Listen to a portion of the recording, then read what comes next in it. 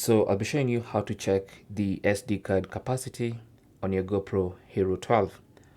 Now, first of all, you can see it right there in the top left corner, and that shows you how much time of recording you have left. So you can see for me, I have 4 hours and 3 minutes. Of course, depending on the setting in the preset I have here. So if I'm going to record 4K 60 FPS wide angle, then I have 4 hours and 3 minutes remaining. You can also check in terms of actual storage by swiping down from the top of the screen and then flicking left like that, or rather flicking right, and then you can see it says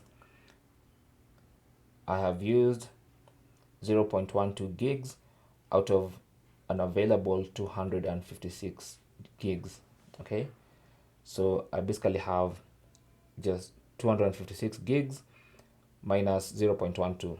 So this is what is used, 0.12, and this is the maximum capacity of the SD card. So you can take the difference, and that's how you know how much storage space you have in terms of MBs. In terms of time, you can just check in the top left corner. All right. Thanks for watching. Comments and questions down below, and good luck.